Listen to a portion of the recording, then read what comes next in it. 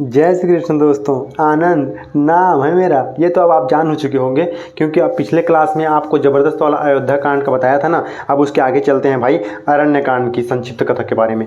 देखो भाई, अब 2 वीडियो आपने देख लिया। पहला वाला देखे कि नहीं देखे तो देख लो भाई। इसमें आपको इंटरटेनमेंट मज़ेदार किस्सों के साथ तगड़ा तगड़ा ज्ञान की बातें मिलेगी भाई। तो आ जाओ जल्दी से ना, सब्सक्राइब करके नोटिफिकेशन ऑन कर लो ताकि आने वाली ज़बरदस्त और इंटरेस्टिंग वीडियो अरे भाई मैं हिंदी वाला हूँ ना, तो ज़बरदस्त वाली वीडियो आपको मिलती रहेंगी, है ना। तो सब्सक्राइब कर लेना भाई और नोटिफिकेशन ऑन कर लो जिससे ये वीडियो मिस ना हो आपको, ताकि आपके लाइफ में एंटरटेनमेंट के साथ साथ आपको ज्ञान भी भरपूर मिलेगा। तो चलिए शुरू करते हैं आज का एपिसोड। आज का एपिसोड का नाम है रामायण का अरण्य कांड संक्षिप्त कथा। मतलब छोटी कथा, मतलब छोटी डोज बड़ा धमाका वाला काम है। तो चलिए शुरू करते हैं। तो कल का वीडियो आपको नहीं देखा तो देख लेना ताकि ना यहाँ पे कंटिन्यू कर सको। पता नहीं पीछे देखा नहीं है, आगे देखना कि चालू, मतलब कुछ भी, है ना। तो चलो स्टार्ट करते हैं अभी। तो आज का कथा हम चालू करेंगे नारद जी। ये तो पता है आपको, नारद जी बता रहे हैं ना अग्नि से, सॉरी विश्वामित्र को। विश्वामित्र है वशिष्ठ है यार, चल किसी न किसी को बता रहे हैं ना। मैं आपको बता रहा हूँ ना, बस इसी को याद रखो और कुछ नहीं, है ना। तो चलिए मज़ा आने वाला है भाई, एकदम दिल थाम के बैठ जाइए दोस्तों, दिल थाम के बैठ जाओ, मज़ा आएगा आगे कहानी में। तो चलो शुरू करता हूँ भाई, शुरू करता हूँ बोल रहा हूँ लेकिन शुरू ही नहीं कर रहा हूँ। इस चक्कर में आप छोड़ के ना जाना, मत जाना ब्रो मत जाना, क्योंकि आप मिस कर दोगे अच्छी चीज़ों को। हाँ, मेरे को कुछ नहीं होने वाला। मेरा क्या होगा, मैं तो अच्छी कहानी आपको डेली बताते जाऊंगा। सुबह 8 बजे आपको डेली वीडियो मिलती जाएंगी, चाहे आप आओ ना आओ, चाहे आओ लाइक करो, वीडियो सब्सक्राइब करो, कुछ भी करो, लेकिन मैं तो आपको वीडियो देते जाऊंगा। आपको आपके जीवन में अच्छी बातें मैं ऐड करते जाऊँगा भाई। ये मैंने तो कसम ही खा ली है कि मैं अगर आप वीडियो बनाऊँगा तो बिना ज्ञान की बातें मतलब बोकस टाइम पास फालतू की बातें नहीं। सॉरी अभी कर रहा हूँ, उसको मत बताओ, ये सिर्फ बताने के लिए है। तो चलिए आगे बढ़ते हैं वीडियो में और सुनाते हैं आपको अरण्यकांड की कथा। तो श्री रामचंद्र जी ने महर्षि वशिष्ठ तथा माताओं को प्रणाम करके उन सबको भरत के साथ विदा कर दिया। जाओ भाई तुम लोग राज करो, अपन तो यहाँ संन्यास करेंगे। तत्पश्चात महर्षि अत्रि तथा उनकी पत्नी अनुसुईया को, ये कहाँ से आ गया भाई अत्रि अनुसुईया? देखा, ऐसी अलग अलग फैक्ट की बातें आती रहती है भाई मेरी कहानी मेरे वीडियोज़ में। महर्षि अत्रि तथा उनकी पत्नी अनुसुईया को सरभंग मुनि को, अरे 2-3 नाम है अलग अलग, थोड़ा ध्यान देकर सुनना, अलग अलग नाम है, थोड़ा याद मत करना लेकिन आपको जानकारी होनी चाहिए, है ना। तो महर्षि अत्रि तथा उनकी पत्नी अनुसुईया को, सरभंग मुनि को, सुतीक्षणों को तथा अगस्त जी के भ्राता अगस्त मुनि आपने छुआ है ना, सुना है ना, जो तो गंगा को भागीरथी को नीचे लाने के लिए आता है, जिसमें गणेश भगवान कौवा बन के उड़ा देते हैं उनके कमंडल को, जिसमें गंगा रहता है शंकर के पास वाली वो वाली कहानी आपको कभी हो सुनाऊंगा। तो यही है, वही अगस्त जी हैं। तो उनके भ्राता अग्निजुन है, उनके भ्राता का नाम है। देखो उनके भ्राता कभी किसी भी ने आपको बताया है कि अगस्त जी का भ्राता ये है वो है करके। तो उनके भ्राता जिह्वा मुनि को प्रणाम करते हुए श्री रामचंद्र जी ने अगस्त मुनि के आश्रम पर जा उनके चरणों में मस्तक झुकाया और मुनि की कृपा दिव्य धनुष एवं दिव्य खड्ग प्राप्त की। अच्छा, मतलब उनके आश्रम में जाके दिव्य धनुष और दिव्य खड्ग, क्या बोलते हैं उसको, दिव्य धनुष और दिव्य खड्ग मतलब तलवार होता है यार। हाँ, तो धनुष और तीर कमान और तलुष मतलब क्या बोलते हैं उसको, तलवार, ये लेके गए थे रावण से युद्ध करने के लिए। तभी बोला कि उनके बाण से भाई इसे मारते हैं तो ख़त्म क्यों नहीं होता था। तो वही दिव्य वाले हैं। बाल आगे आ रहा है बार बार, लड़की जैसे ऐसे कर रहा हूँ फिर ऐसे कर रहा हूँ, लड़की जैसे कर रहा हूँ फिर कर रहा हूँ। अरे यार तू ऐसे रहा पीछे। हाँ, कैसा लग रहा हूँ भाई इसे बाल में, आप कमेंट करके बताओ यार। सॉरी टॉपिक से नहीं भटकना चाहिए, लेकिन बाल के लिए लाइक कर सकते हो। तो कहाँ थे? हाँ यहाँ थे। तो धनुष दिव्य खड्ग मतलब तलवार और दिव्य धनुष थे उनके पास, जिनके ये बाण कभी खत्म नहीं होते। तो मारते जाओ धड़धड़ा के। दिव्य खड्ग प्राप्त करके वे दंडकारण्य भाई जहाँ मैं रहता हूँ छत्तीसगढ़िया सबले बढ़िया। तो दंडकारण्य छत्तीसगढ़ के नीचे का जगह है, उसको बोलते हैं दंडकारण्य में आए। वहाँ जन स्थान के भीतर, मतलब दंडकारण्य एक जंगल का नाम है, पूरे एरिया का नाम है ना। तो वहाँ के जन स्थान एक और जगह है, जैसे जिला वगैरह को होगा, उसमें पंचवटी एक स्थान है, मतलब दंडकारण्य, और दंडकारण्य में एक जन स्थान, और जन स्थान में एक और पंचवटी नामक स्थान में गोदावरी के तट पर रहने लगे। एक दिन शूर्पणखा आ गई भाई, राक्षसीन भूत प्रेत। एक दिन शूर्पणखा नाम वाली भयंकर राक्षसी राम लक्ष्मण और सीता को खा जाने के लिए पंचवटी में आई, किंतु श्री रामचंद्र जी का अत्यंत मनोहर रूप देखकर वह काम के अधीन हो गई और बोली, ओ भाई साहब, राम को देख के कौन नहीं मोह होगा भाई। आपने भी श्री राम के दर्शन किए होंगे तो बोल दीजिए जय श्री राम। शूर्पणखा ने कहा, तुम कौन हो, कहाँ से आए हो? मेरी प्रार्थना से अब तुम मेरे पति हो जाओ। यदि मेरे साथ तुम्हारा संबंध होने से ये दोनों सीता और लक्ष्मण बाधक हैं तो मैं इन दोनों को अभी खा लेती हूँ। ऐसा कहकर वह उन्हें खा जाने को तैयार हो गई। तब श्री रामचंद्र ने कहने से लक्ष्मण ने शूर्पणखा की नाक और दोनों कान भी काट लिए। अरे हमको तो बताया जाता है कि नाक बस काटे हैं भाई, और जब रावण के पास जाता है ना तो ऐसे नाक कटा, यहाँ पे लाल बिंदी या फिर मेकअप करके जाता है ऐसे करके, तो यहाँ से उनका कान भी काट लिया और नाक भी काट लिया। इधर दिखाया भाई इसमें, है ना, लिखा है पूरा। तो कटे हुए अंगों से रक्त, जब नाक को छुआ ना भाई पूरा पसीना पसीना हो गया हूँ। यहाँ फिल्टर लगा है इसलिए आपको पता नहीं चल रहा है, लेकिन पसीना तगड़ा हो गया भाई। यहाँ देखो पूरा भीग गया है ना, ये पसीना है ये नीचे जो पसीना है ना भाई, ये मेहनत का पसीना है। तो लाइक करो अभी। तो चलो आगे बढ़ते हैं। कटे हुए अंगों से रक्त की धारा बहती हुई शूर्पणखा में भाई खर के पास गई। अच्छा देखो उसमें कैसे बताते हैं कि सीधा रावण के पास पहुंच जाती है वो, है ना, मतलब शॉर्टकट काट के दिखाते हैं भाई, बीच बीच का पूरा गायब कर देते हैं। तो हम आपको डिटेल के साथ और अच्छी अच्छी छोटी छोटी जानकारी के साथ शॉर्ट में बताएंगे।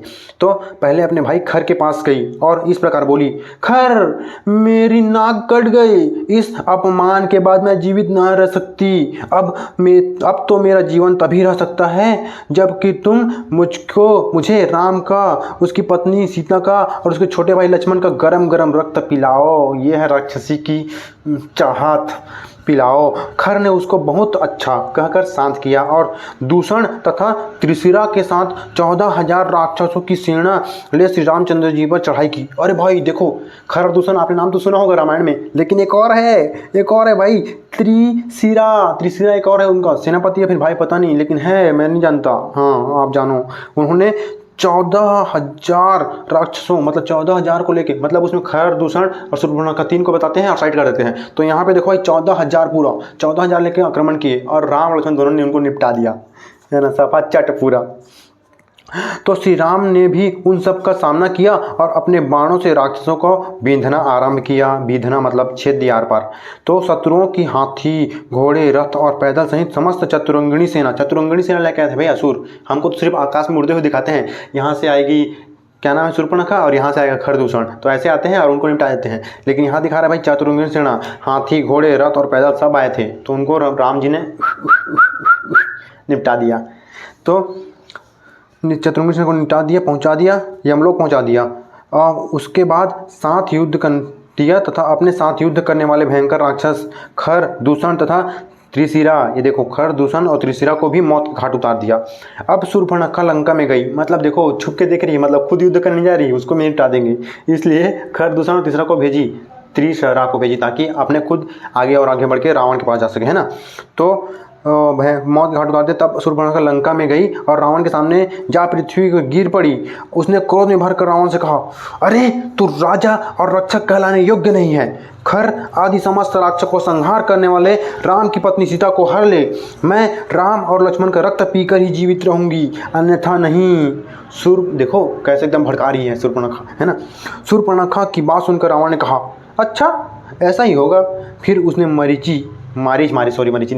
उनके मामा जी हैं, मारीच से कहा, तुम स्वर्ण में विचित्र मृग का रूप धारण करके सीता के सामने जाओ और राम तथा लक्ष्मण को अपने पीछे आश्रम से दूर हटा ले जाओ, मैं सीता का हरण करूंगा। अरे भाई रावण इतनी ताकत था यार, तो क्यों उसे हरण करने वाला। भाई रावण से डरते थे पूरे त्रिलोक, है ना, भले राम मारने के लिए आए थे उनको, वही टाइम नहीं मार देते एकदम फट से। तो भाई इतना पुरुषार्थ तो रखना चाहिए था यार रावण, है ना। मैं तेरी इज्जत करता हूँ लेकिन उतना भी नहीं, राम के सामने तो कम इज्जत करता हूँ। तो आप में से राम वाले कौन हो वो कमेंट में बताओ, और रावण वाले कौन हो भाई। राम भक्त, रावण भक्त।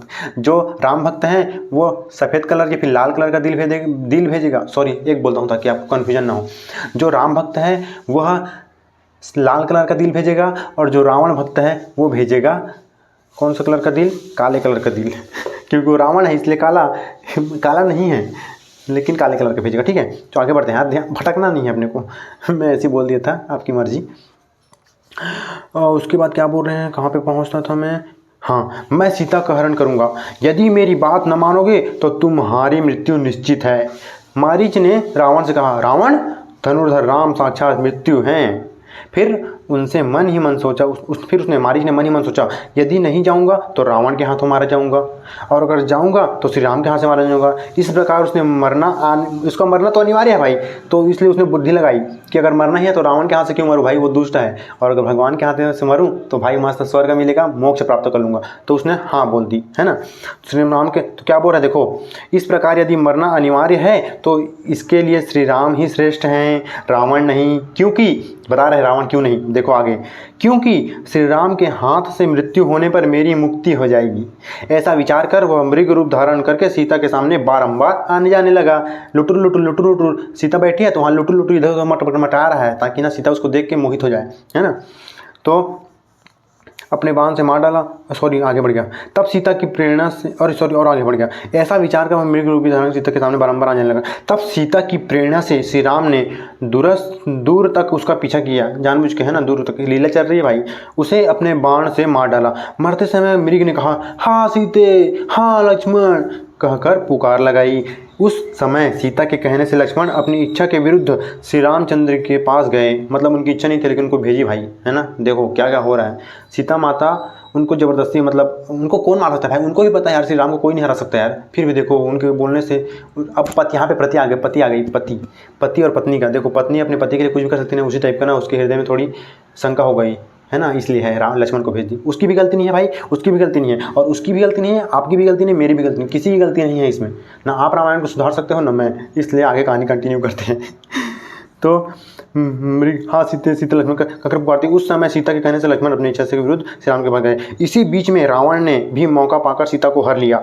मार्ग में जाते समय उसने गृद्धराज जटायु का वध किया। अरे यार ये नहीं करना चाहिए था यार, मतलब किसी को मारना साइड कर दो भाई। अगर आपके पास नाग पास अगर अच्छा जटायु है ना, वो तो नाग को निकालेगा, मतलब उसको पिंजरे में गर्म कर देना चाहिए, लेकिन जटायु भी तगड़ा ताकतवर है ना, पिंजरे से कहाँ होगा, तो इसलिए उसका वध किया।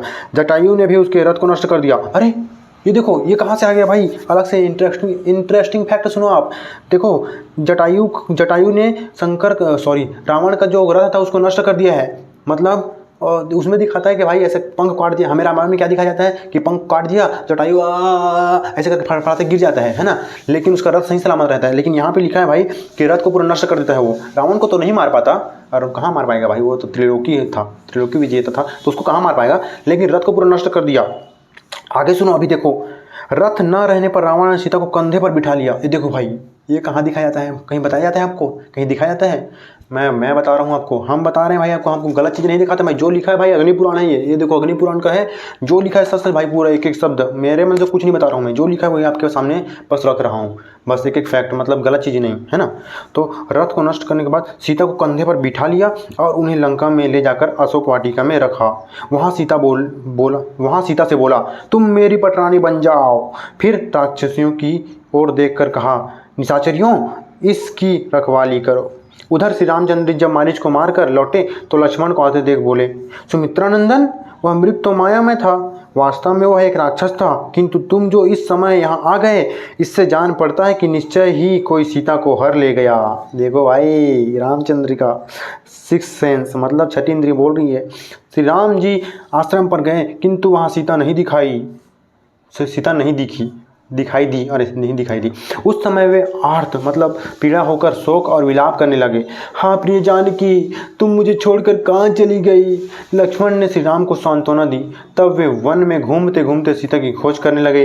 इसी समय इनकी जटायु से भेंट हुई। वो अभी तक जिंदा था बेचारा, प्राण भी रुके थे भगवान के दर्शन होने तक, है ना। तो जटायु ने यह कहकर कि सीता रावण हर ले गया है, प्राण त्याग दिया। मतलब इतना बोला कि भगवान रावण ने सीता को हर लिया है, ऐसा हो गया।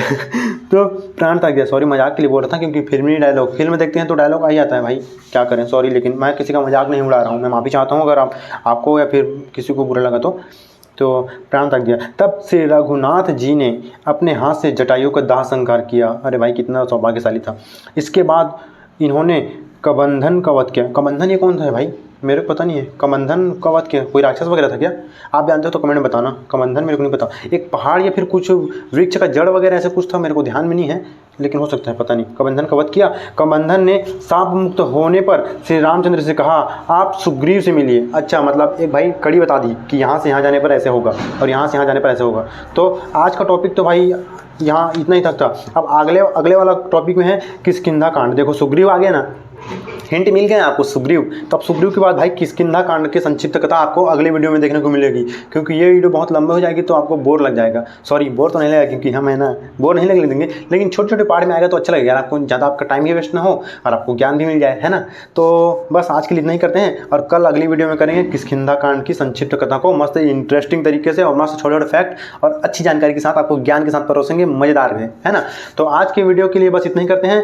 इसी तरह की ज्ञान की बातें देखने, सुनने, जानने और मेरे साथ जुड़े रहने के लिए सब्सक्राइब करें। आज के लिए बस इतना ही। राधे राधे, राधे राधे, बाय।